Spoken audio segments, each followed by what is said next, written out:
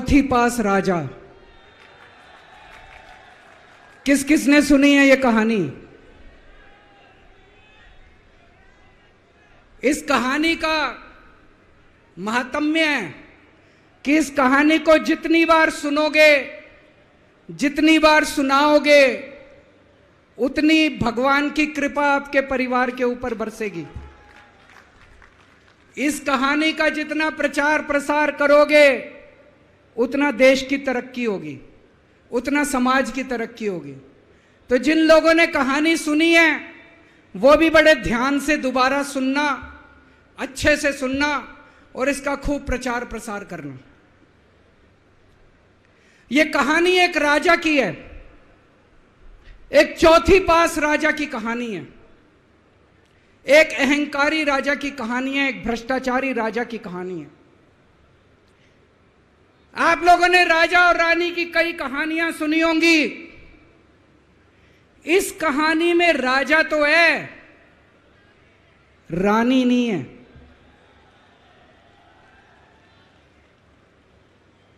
तो एक महान देश था, कई हजार साल पुराना देश।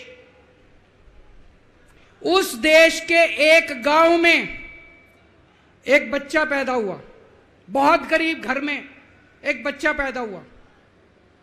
तो जैसे गांव के अंदर बच्चा पैदा होने पे ज्योतिषी आते हैं, ज्योतिषी आके बच्चे का भविष्य बताते हैं, ऐसे गांव का ज्योतिषी आया, उसने बच्चे की कुंडली देखी और बच्चे की मां को बोला कि माई, तेरा बेटा बड़ा होके बहुत बड़ा सम्राट बनेगा। माई को समझ नहीं आया, मैं इतनी गरीब, मेरा परिवार इतना गरीब, मेरा बेटा सम्राट कैसे बनेगा।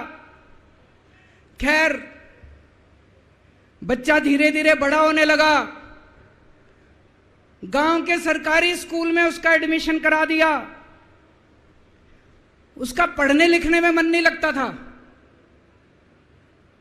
पढ़ते पढ़ते, क्लास करते करते चौथी में आके उसने नाम कटवा लिया। उसका पढ़ाई लिखाई में मन नहीं लगता था। बगल में, गांव के बगल में एक रेलवे स्टेशन था। घर में बहुत गरीबी थी। वो बच्चा वहां स्टेशन पे जाके चाय बेचने लगा।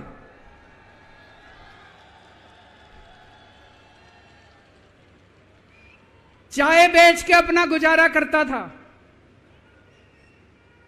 वो भाषण बहुत अच्छा देता था, बचपन से ही बड़ा अच्छा भाषण देता था। गांव के लड़कों को इकट्ठा कर लेता और भाषण देना चालू करता। धीरे धीरे आसपास के गांव में फैल गया कि यह बच्चा भाषण बड़े अच्छे देता है। आसपास के लड़के भी इकट्ठे हो गए और जो मर्जी टॉपिक हो भाषण देना चालू कर देता था और रुकता ही नहीं था, घंटों घंटों तक भाषण देता रहता था। बच्चा बड़ा हुआ। ज्योतिषी ने कहा था बड़ा होके बच्चा उस महान देश का सम्राट बन गया। लेकिन राजा तो अनपढ़ था, उसे तो कुछ आता नहीं था। अफसर आते, उस अनपढ़ राजा से जहां मर्जी साइन करा लेते, जहां मर्जी जो मर्जी साइन करा लेते। वो राजा अनपढ़ था, उसे लगता था मैं अगर अफसरों से पूछूंगा तो मेरी कमजोरी सबके सामने प्रकट हो जाएगी। अफसरों को लगेगा मेरे को कुछ आता नहीं है। अफसर जो मर्जी लेके आते थे वहां साइन कर देता था। वो धीरे धीरे पूरे देश के अंदर फैल गया कि राजा अनपढ़ है, राजा अनपढ़ है। राजा को बड़ा बुरा लगने लगा। तो राजा ने कहीं से एक फर्जी डिग्री का जुगाड़ कर लिया। एक फर्जी डिग्री का जुगाड़ कर लिया, एमए की डिग्री का। और राजा बोला मैं एमए हूं। पर सच्चाई तो पूरे देश को पता थी, राजा तो अनपढ़ था। धीरे धीरे राजा अहंकारी भी होता गया। अहंकारी राजा और ऊपर से अनपढ़। जो मर्जी उस राजा के पास जाता और राजा से कुछ भी पास करा के ले आता। एक बार कुछ लोग गए, राजा को बोले जी नोटबंदी कर दो, नोटबंदी करने से भ्रष्टाचार खत्म हो जाएगा, आतंकवाद खत्म हो जाएगा। राजा को कुछ समझ नहीं आया, राजा की खूब चमची मारी उन्होंने नोट। राजा ने एक दिन शाम को टीवी पे आके 8 बजे नोटबंदी कर दी। पूरे देश का बेड़ा गर्क हो गया दोस्तों। लंबी लंबी बैंकों के सामने लाइनें लग गई, कई लोग मर गए, दुकानें बंद हो गई, रोजगार बंद हो गए, बड़ी बड़ी इंडस्ट्री बंद हो गई, पूरे देश का बेड़ा गर्क हो गया। फिर एक दिन कोई आके बोला जी 2000 का नोट ले आओ। राजा 2000 का नोट ले आया। 4 साल बाद कुछ लोग आके बोले जी 2000 का नोट बंद कर दो। राजा ने 2000 का नोट बंद कर दिया। राजा को अक्ल तो थी नहीं, बेवकूफ था, अनपढ़ था। कभी 2000 का नोट चालू करता था, कभी 2000 का नोट बंद करता था। एक बार कुछ लोग आके बोले जी ये किसानों के कानून बना दो, इस कानून से किसानों का भला होगा। राजा ने कानून बना दिए। पूरे देश के किसान सड़कों पे उतर आए। 750 किसान मर गए आंदोलन में, और 1 साल के बाद राजा को वो तीनों कानून वापस लेने पड़े।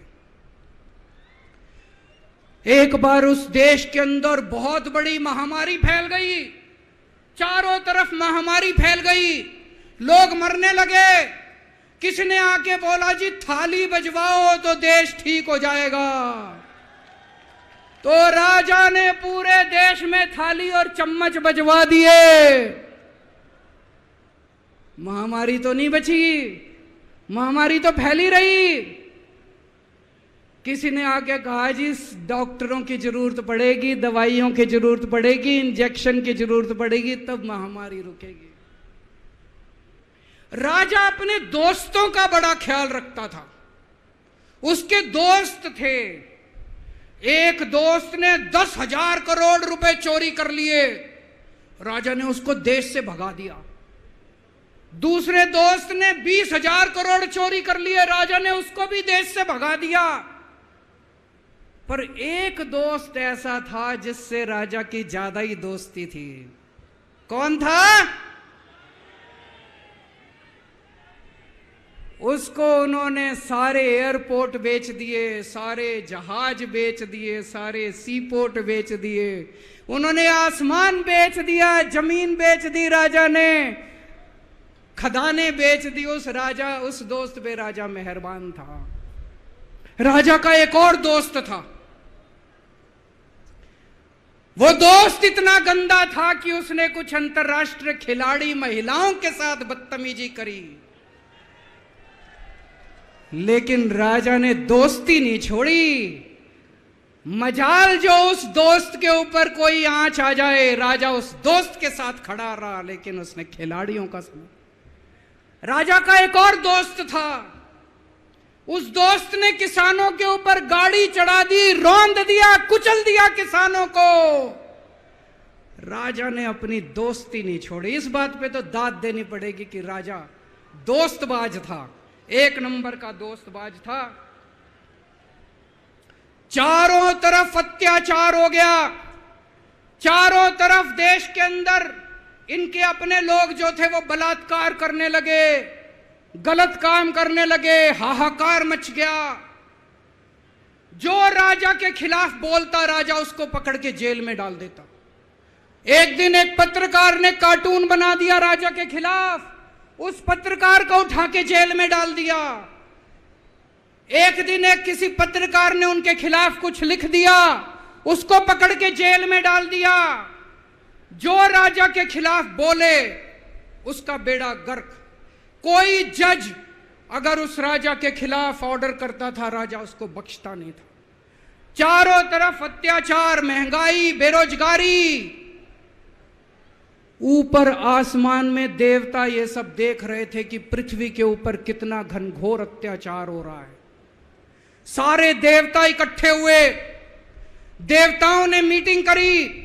सारे देवता मिलकर शिवजी महाराज जी के पास गए और कहा, महाराज कुछ करो, पृथ्वी के ऊपर अन्याय हो गया, अत्याचार हो गया, चारों तरफ बलात्कार, चारों तरफ हाहाकार मचा हुआ है, जनता परेशान हो रही है।